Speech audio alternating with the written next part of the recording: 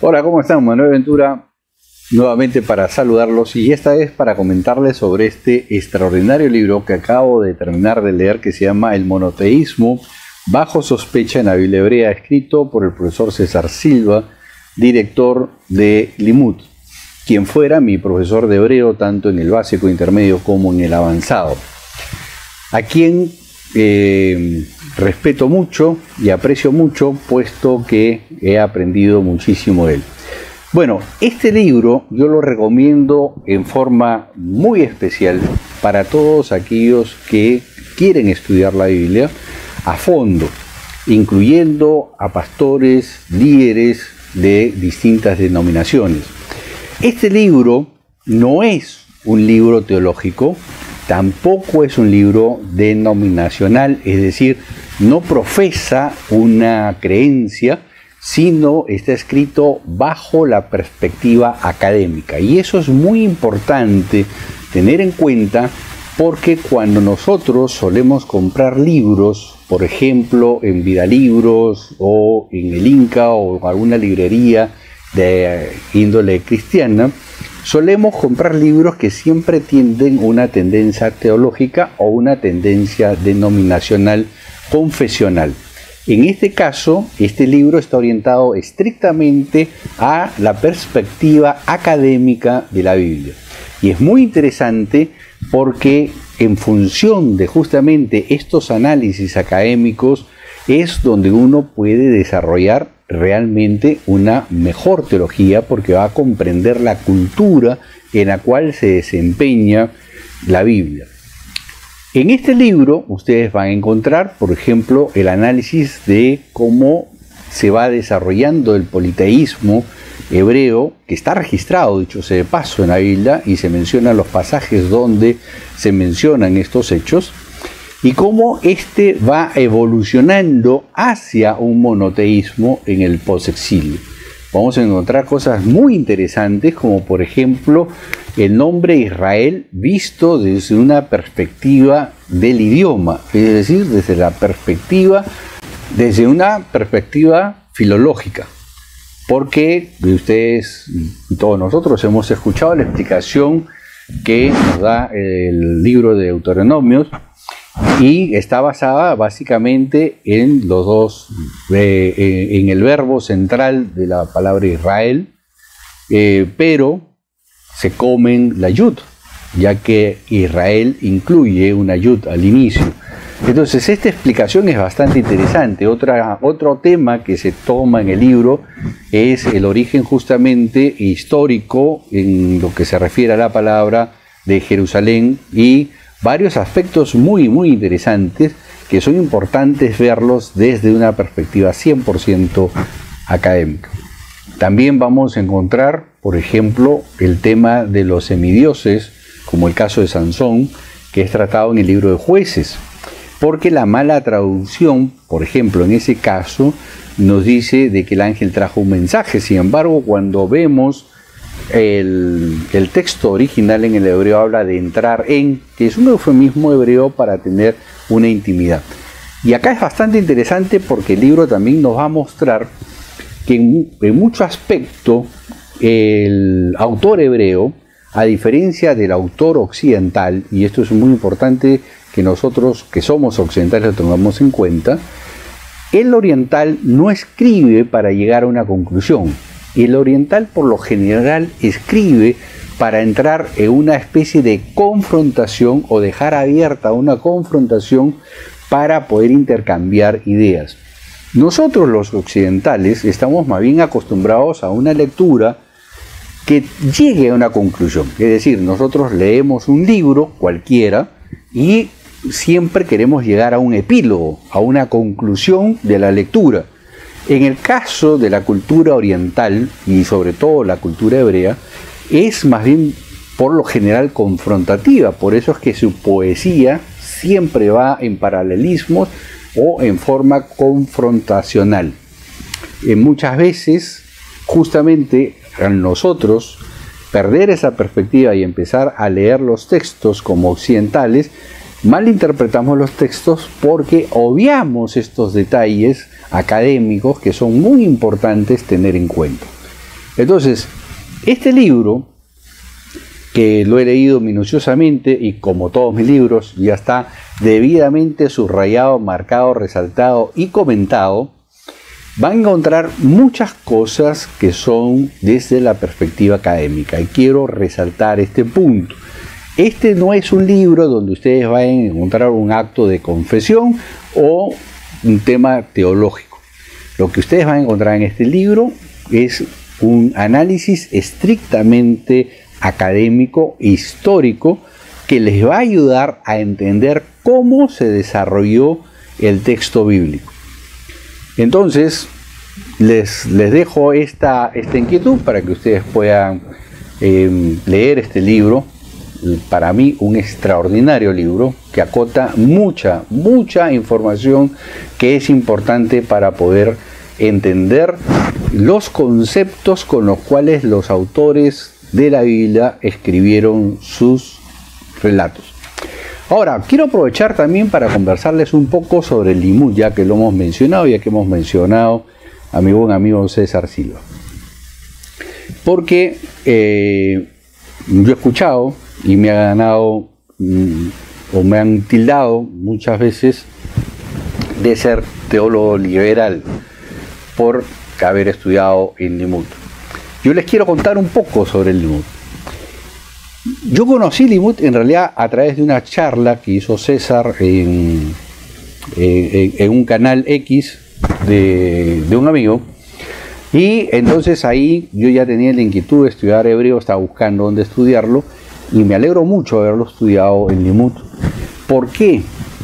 Porque es muy distinto estudiar una lengua bíblica en un lugar confesional donde de arranque te enseñan el tema confesional, y muy distinto es estudiarlo en un lugar académico donde lo que tú vas a aprender es lo que dice el idioma, muy al margen de lo que tú creas o de lo que podamos creer.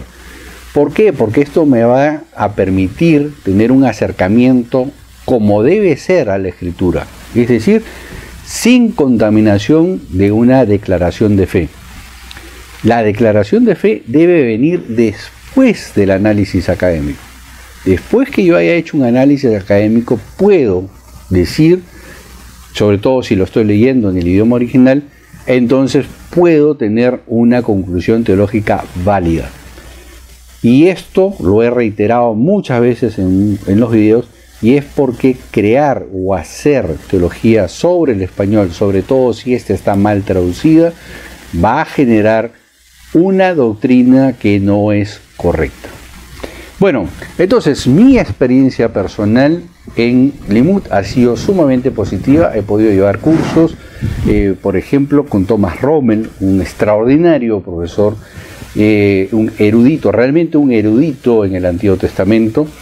He llevado cursos con Adolfo Reutemann, extraordinario maestro, realmente una persona con muchísimo conocimiento y que está dispuesta a transferir todos sus descubrimientos y todo el bagaje de su investigación con los alumnos. No se reserva nada para transmitir.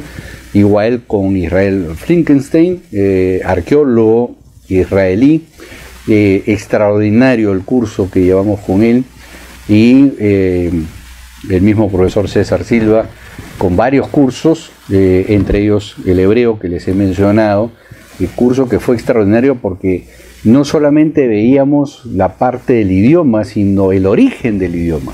Es decir, él nos contaba de dónde vienen algunas palabras, dónde nacen, dónde están sus raíces en el arameo, dónde están sus raíces en el ugarítico, etcétera, y el contexto cultural en el cual se fue desarrollando el idioma hebreo. Llevar el curso de hebreo 1, 2 y 3, o sea, el básico, el intermedio, el avanzado en limud, ha sido una aventura extraordinaria que me ha permitido realmente entender los textos originales de una forma bastante diferente a como me fueron enseñadas originalmente. Entonces, yo quería contarles un poco esto porque dentro del mundo evangélico, lamentablemente se le ha hecho una muy mala fama al profesor César Silva y se le ha tildado, por ejemplo, de hereje, en forma injustificada, porque ahora que yo lo conozco, que he conversado con él muchas veces y hemos tocado varios temas, no solamente académicos, sino también temas de confesionales, personales, tanto él como mías, yo les puedo asegurar de que él es una persona que esto es 100% creyente, pero obviamente él siempre se va a dirigir a enseñar el Antiguo Testamento desde la perspectiva académica, no confesional. Porque cada uno, desde su perspectiva, y creo que es la correcta, debe desarrollar su propia fe, su propia teología, en función de ese contexto cultural y de ese contexto en el cual se desarrolla el idioma hebreo. Y esto es muy importante porque muchas veces dentro de las congregaciones en general se suele desarrollar teologías sobre la traducción al español. Y esta traducción al español muchísimas veces, lamentablemente muchísimas veces, no solamente está errada, sino es profesamente manipulada para sostener determinados dogmas. Entonces, quería contarles, aprovechando de hablar del libro del profesor César, un poco sobre el limud y por qué, en mi caso personal, estoy sumamente contento de haber estudiado en limud y seguir estudiando, porque sigo llevando cursos. Me encantaría llevar todos los cursos, porque realmente se aprende mucho. Reitero, limud no es una institución confesional. Limud es una institución donde se brinda el conocimiento bíblico desde la perspectiva académica. Entonces, es muy importante, porque me ha pasado en los posts que suelo publicar, que la gente confunde la parte académica con la parte confesional. Y esto es muy importante que lo tengamos en cuenta, porque la parte académica observa el idioma, su origen, el origen donde se desarrolla el texto, es decir, el contexto cultural y cuando se escribe, mas no desarrolla un tema teológico o confesional. Eso compete al alumno, es decir, en mi caso, como alumno de limud, me compete a mí desarrollar mi propia teología, la cual ustedes ya la conocen y la cual obviamente va creciendo y se va desarrollando conforme voy investigando y conforme voy aprendiendo nuevas cosas, tanto en la lengua hebrea como en la cultura. Y esto es muy importante.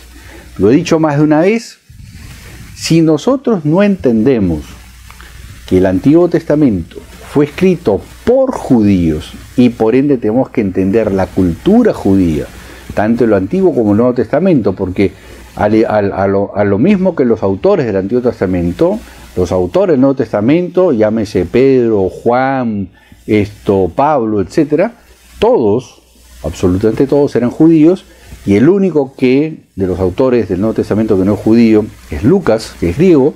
Sin embargo, el Evangelio de Lucas es una recompilación, porque él mismo lo dice, he investigado sigilosamente y entonces ahora te escribo porque he ordenado todos los datos que he investigado. Es decir, no existe una perspectiva griega en el Evangelio de Lucas. Lo que Lucas está haciendo es recopilar una serie de información que él había recogido del mundo judío, del concepto judío, y plasma lo que nosotros conocemos como el Evangelio de Lucas. Pero dentro del Evangelio de Lucas no hay un pensamiento de Lucas, es decir, no hay un pensamiento griego. Lo que hay es una recopilación de datos que hace Lucas, pero esa recopilación de datos es 100% judía. Y el libro de Hechos, que es el otro libro escrito por Lucas, igualmente es la narrativa o la historia o el desarrollo de la iglesia primitiva en los primeros años a cargo de Pablo, pero nuevamente él lo que es un testigo de cómo el pensamiento de Pablo se va extendiendo en las iglesias y cómo él plasma el pensamiento por ejemplo, cuando se da el concilio de Jerusalén, él plasma el pensamiento de aquellos que vivían en Jerusalén. Entonces, el libro Hechos de los Apóstoles tampoco, salvo algunos pequeños estratos donde él da cierto pensamiento, el 99.9% del libro de Hechos de los Apóstoles es una narrativa que nuevamente lo que hace Lucas es recopilar el movimiento o el pensamiento judío. Entonces podemos concluir de que tanto el Antiguo como el Nuevo Testamento está escrito por judíos. Y si nosotros pretendemos leer la Biblia con nuestra perspectiva occidental del siglo XXI, y sobre todo en el español mal traducido, lo más probable es que tengamos una serie de conclusiones que no son las correctas. Entonces, por eso es importante que nosotros, como maestros, o aquellos que tenemos las ganas de querer enseñar, lo que tenemos que buscar es justamente la información más fidedigna posible al texto original, a la cultura original, al pensamiento judío original, para que nosotros podamos hacer una conclusión lo más cercana posible al texto original y de esa manera podamos transmitir lo mejor posible con todas las fallas que podemos tener, pero tratar de hacer el esfuerzo de hacer el mejor trabajo posible para transmitir lo que realmente la Biblia trata de enseñarnos a lo largo de la historia. Esta es la razón por la cual, en mi caso personal, tomé la decisión, después de estudiar el hebreo, seguir estudiando el Limud, porque descubrí que los profesores, todos los profesores que han enseñado y enseñan el Limud, son de altísima calidad. Realmente son personas de un nivel académico muy alto, excelentísimamente preparados, todos ellos, y realmente te permite tener un enfoque académico muy cercano a lo que realmente pasó. Después haremos nuestras propias conclusiones confesionales y nuestras propias conclusiones teológicas. Entonces quería contarles un poco sobre este libro, El monoteísmo bajo sospecha, el cual también yo tengo ya varios videos que ustedes los han visto y hay muchas cosas interesantes. Ustedes sabían de que en la Biblia, por ejemplo, Isaías echa pluma de una mitología muy antigua de los hebreos sobre Leviatán y Rahab. Son dos monstruos marinos que son propios de la mitología del mundo antiguo. Y sin embargo, Isaías los menciona y también están mencionados, dicho sea de paso, en los Salmos y en el libro de Job.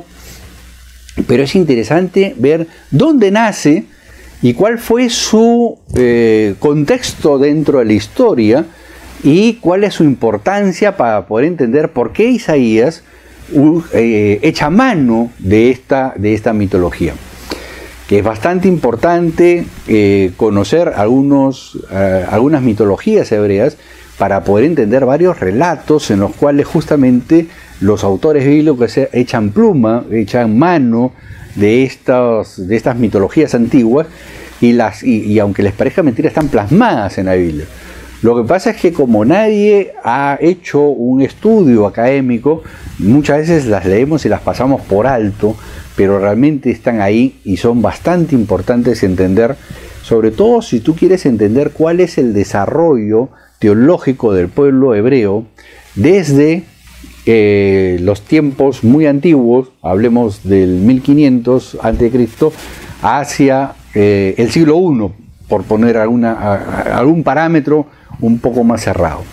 Otra de las cosas que vas a encontrar en este libro es muchos temas de cómo se desarrolla el idioma hebreo. Recordemos que la Biblia, sobre todo el Antiguo Testamento, está escrito en más de 1000 años, o sea, está escrito también por tradiciones orales, ya que la escritura de lo que hoy día conocemos como el paleo hebreo, antes del hebreo cuadrado, nace más o menos alrededor del 700 a.C., 800 en el mejor de los casos. Eso quiere decir que hacia el 1000, 1100 y hacia atrás eran principalmente tradiciones orales o probablemente escritas en otro idioma, los cuales no han llegado a nosotros, pero dentro del hebreo estas tradiciones orales se fueron pasando de generación en generación, y parte de esas tradiciones orales las vamos a ver reflejadas en el libro, y es bastante interesante cómo en forma bastante amena César toca estos temas de forma bastante didáctica, lo cual hace que el libro sea muy fácil de entender. No necesitas saber hebreo ni nada, porque las pocas palabras en hebreo, si bien es cierto están en hebreo, también están con la traducción al español. Entonces no vas a tener ningún problema para poderlo ver, y el libro está explicado en forma bastante simple, bastante sencilla, cosas bastante profundas como los que comenté sobre el origen real del nombre Israel, o el origen de Jerusalén, sus nombres, sus tradiciones. Sobre Salomón vas a encontrar cosas bastante simpáticas, como lo que acabo de mencionar sobre esta mitología de Leviatán y Rahab, que yo le he conversado con varios pastores amigos, y ellos, si bien es cierto lo habían leído, no tenían ni idea de qué se trataba, y su importancia conocerlo para entender, por ejemplo, varias actitudes de Jesús frente a sus discípulos. Y no les voy a contar más, porque ya pues mejor les leo el libro. Adquieran el libro. Importante, cuando adquieran el libro, tengan en claro que este es un libro académico. Este no es un libro confesional, ni tampoco es un libro teológico. Y eso es bien importante, porque tenemos que aprender a distinguir lo que es la investigación académica de lo que es la investigación teológica. Son dos ramas distintas que se complementan entre sí. La teología necesita necesariamente la parte académica, el estudio académico, para poderse desarrollar sanamente. Esto es muy importante. Y algo que escuché a un ex profesor mío, que es muy interesante y me hizo pensar bastante. Toda la teología que nosotros desarrollemos debe estar orientada hacia la praxis del hombre, es decir, que tiene que tener una aplicación práctica en la vida real y en la vida cotidiana. Si no, va a quedar en la estratosfera del pensamiento y nunca va a llegar a las personas. Y entonces esto me ha hecho pensar bastante para poder hacer los videos que ya van a venir en las próximas semanas. Bueno, no los aburro más. No se olviden de leer este libro, Monoteísmo bajo la sospecha, en la Biblia hebrea, del profesor César Silva. Lo pueden encontrar en Amazon. El precio es muy asequible y les puedo garantizar de que no se van a arrepentir. Yo, como les digo, ya lo tengo totalmente subrayado, totalmente comentado. Se ha vuelto un libro de cabecera para mi uso personal, y me permite, lo más importante, me permite poder comprender realmente cómo era el pensamiento y la cultura hebrea en ese mundo antiguo. Recordemos que esa cultura no existe más, porque hoy por hoy el judaísmo que existe en el Israel del siglo XXI es un judaísmo talmúdico, muy distinto al judaísmo del siglo I y muy distinto al judaísmo del siglo IV, del siglo VII y el siglo X a.C.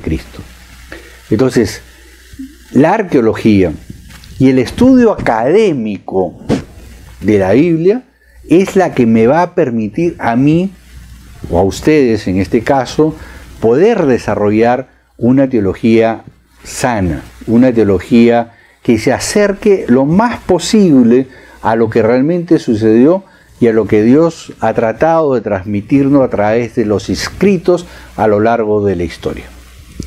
Bueno, sin más que desearles que tengan un excelente día y animarlos a que no dejen de estudiar la Biblia también de forma académica, y si ustedes desean hacerlo, yo como alumno actual del EMUD se los recomiendo. Realmente no se van a arrepentir. Y tengan esto claro, por favor. Hay que aprender a separar lo que es la parte académica de la parte teológica. La teología es buena, muy buena, pero si nosotros aprovechamos lo que la parte académica, la parte arqueológica, la parte histórica nos puede enseñar, entonces nuestra teología será más sana, será de una manera muy cercana a lo que el autor antiguo quiso transmitirnos a nosotros. Dios los bendiga, nos vemos en la próxima. Bye bye.